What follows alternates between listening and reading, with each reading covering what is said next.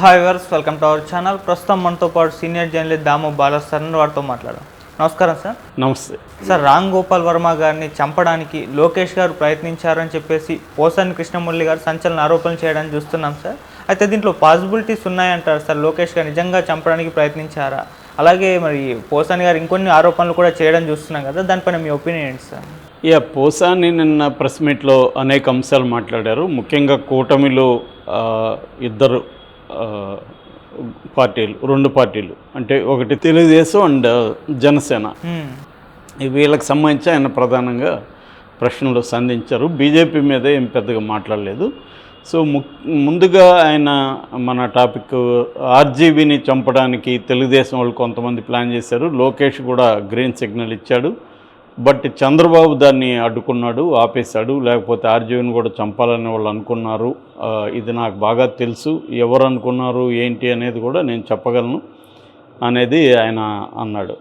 అది మేజర్ ఆరోపణగా మనకి అర్థం. ఎందుకంటే ఒక డైరెక్టర్ని హత్య చేయడానికి తెలుగుదేశం వాళ్ళు లోకేష్ ఆధ్వర్యంలో ప్లాన్ చేశారనేది చాలా తీవ్రమైన ఆరోపణ. నిజానికి అది మరి ఎలక్షన్ కమిషన్ ఏమన్నా సీరియస్గా తీసుకొని ఇతనికి నోటీసులు ఇస్తుందా తెలియదు. ఎందుకంటే అది హత్య ప్రయత్నం చేశాడని పెద్ద ఆరోపణ.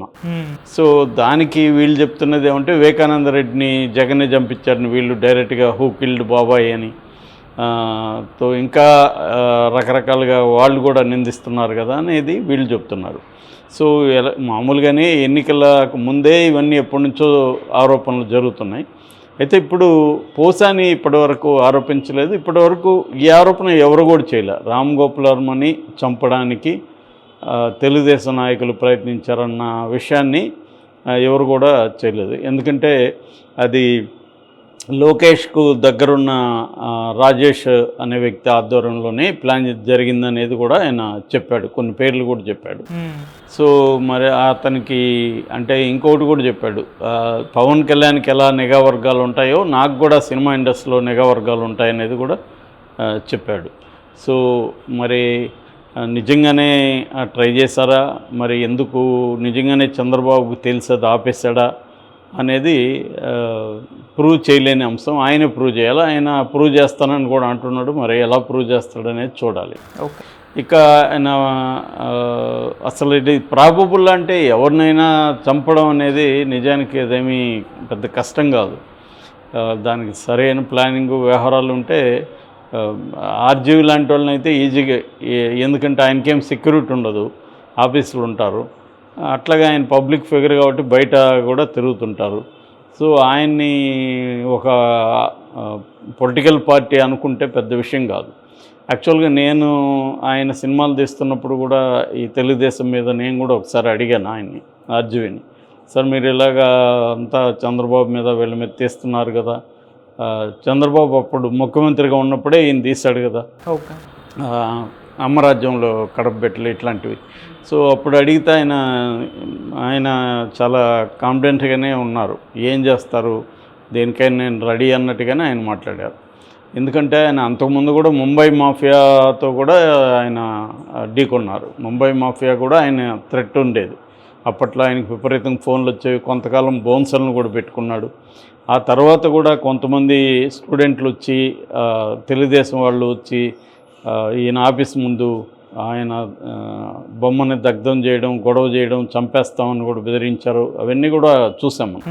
సో మామూలుగా ఏమంటే ఆర్జీవీ ఏదో ఒక పొలిటికల్ పార్టీ వైపు ఉండి మాట్లాడే వ్యక్తి అయితే కాదు. ఖచ్చితంగా ఆయన అది ఓపెన్గానే చెప్పాడు. నాకు జగన్ అంటే ఇష్టము, చంద్రబాబు అన్న, లోకేష్ అన్న, పవన్ కళ్యాణ్ ఇష్టం లేదనే విషయం ఆయన చాలాసార్లు చెప్పాడు. రెండోది తను కన్విన్స్ అయిన విషయాన్ని, తన పాయింట్ ఆఫ్ వ్యూని చెప్పాలనుకున్నది ఆయన చెప్పాడు.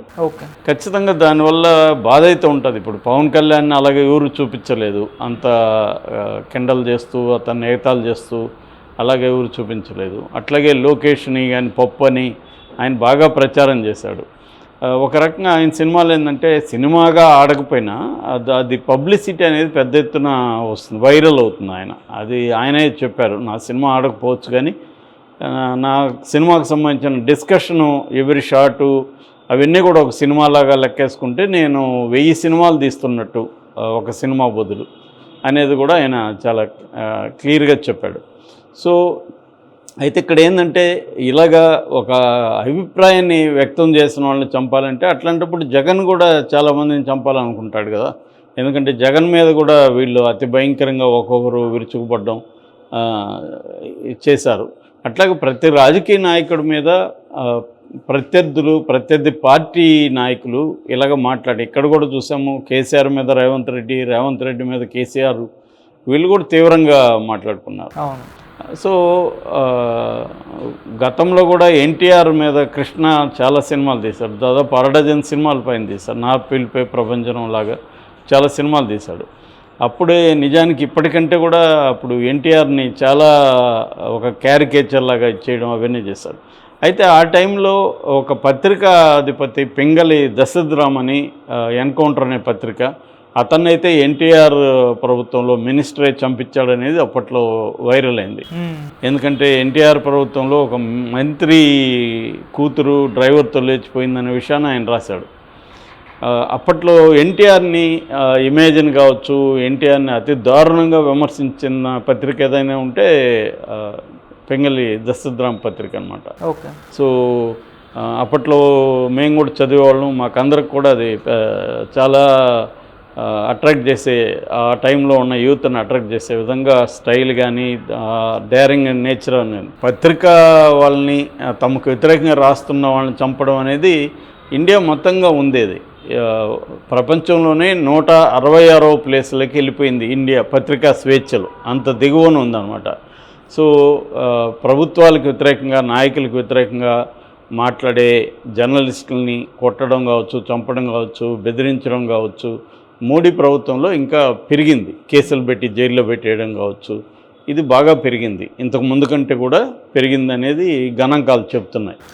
సో ఈ క్రమంలో ఆర్జీవీ లాంటి వాడికి థ్రెట్ ఉండదు అంటే ఖచ్చితంగా ఉంటుంది. ఇప్పుడు లోకేష్కి చాలా కోపం ఉంది ఆర్జీవీ మీద. ఎందుకంటే లోకేష్ ఆ సినిమాలను ఆపడానికి కూడా వ్యూహాన్ని దీన్ని చాలా కష్టపడి కొంతవరకు సక్సెస్ కూడా అవ్వగలిగాడు. కోర్టుకు వెళ్ళి చాలా వేధించగలిగాడు ఆర్జీవీని. అందరూ కూడా ఆశ్చర్యపోయారు, ఒక సినిమా కోసం ఇతను ఎందుకు ఇంత ఇది చేస్తున్నాడని. సో ఆ రకంగా తీసుకున్నప్పుడు జరగచ్చు. అట్లాగే కత్తి మహేష్ పవన్ కళ్యాణ్ మీద తీవ్రంగా విరుచుకుపడేవాడు. కత్తి మహేష్ కూడా యాక్సిడెంట్ కాదది, హత్య అని నమ్మేవాళ్ళు ఇప్పటికి కూడా ఉన్నారు. ఆ యాక్సిడెంట్ జరిగిన పద్ధతి, ఎందుకంటే డ్రైవర్ సీట్లో ఉన్న అతనికి ఏం కాలేదు, పక్కన కూర్చున్న కత్తి మహేష్ చనిపోయాడు. అంటే ఆగి ఉన్న లారీని ఢీకొన్నారు. సో ఇది ముందుగానే ప్లాన్ చేసుకొని కత్తి మహేష్ ఉన్న వైపే ఢీకొనే విధంగా ప్లాన్ చేశారా అనే డౌట్లు కూడా చాలామందికి ఉన్నాయి. ఇలాగా ప్రభుత్వాలను లేకపోతే కొంతమంది రాజకీయ నాయకులను టార్గెట్ చేస్తూ మాట్లాడేవాళ్ళు కావచ్చు, లేకపోతే వాళ్ళ వాళ్ళ ఎండగట్టడం అంటారు కదా, అంటే ఎక్స్పోజ్ చేయడం, వాళ్ళ అక్రమాలు కావచ్చు, మిగతా వాటిని ఎక్స్పోజ్ చేసే వాళ్ళని కావచ్చు, వాళ్ళ మీద తీవ్రమైన కోపం ఉండే అవకాశం ఉంది. ఇవాళ రాజకీయాలు చాలా హేట్ సెంటర్డ్ పాలిటిక్స్ అయిపోయినాయి. అంటే విషాన్ని చిమ్మడం, విద్వేషాన్ని రెచ్చగొట్టడం అనేది అయిపోయింది. ఏ విమర్శను కూడా తట్టుకునే పరిస్థితి కనిపించట్లేదు. ఇంతకుముందు అది ఉండేది ఒకప్పుడు, ఇప్పుడు అది బాగా పెరిగిపోయింది. ఏది సహించలేని తత్వం అంటారు, ఇంటాలరెన్స్ అనేది బాగా సమాజంలో బలంగా పెరిగింది. ఆ క్రమంలో చంపడానికి ట్రై చేసి ఉండొచ్చు. అట్లాగే మిగతా విషయాలు కూడా మాట్లాడాడు. ముఖ్యంగా పవన్ కళ్యాణ్కి 4 కాదు 5 మంది ఉన్నారని, 4వ అమ్మాయి పంజాబీ అమ్మాయి అనేది అతను చెప్పాడు. ఆ అమ్మాయిని కూడా ప్రెగ్నెంట్ చేసి విడిచిపెట్టేశాడని, 5వ అమ్మాయి కూడా వెయిటింగ్, అది కూడా బయటకు వస్తుందని కూడా ఆయన ఒక బాంబు పేల్చారు. అది ఎంత నిజం అనేది తెలీదు. ఏదేమైనా ఆయన ఓపెన్గా మాట్లాడే వ్యక్తి. పోసాని కూడా తను చాలా షార్ప్గా ఉంటుంది, ఎవరి మీద విమర్శలు చేయడం. పవన్ కళ్యాణ్ సజ్జలని వీళ్ళ మీద చాలా దారుణంగా మాట్లాడాడు కాబట్టి దానికి ప్రతీకగా ఇతను కూడా మాట్లాడాడు. అట్లాగే జగన్ మీద కూడా ఎప్పటి నుంచో పవన్ కళ్యాణ్ మాట్లాడుతున్నాడు. అతన్ని చాలా నీచంగా మాట్లాడే వ్యక్తుల్లో పవన్ కళ్యాణ్ ఒకటి, జగన్ని. సో దానికి ప్రతిగా పోసాని ఇవన్నీ చెప్పినట్టుగా అర్థం చేసుకోవాలి. Okay sir, thank you so much.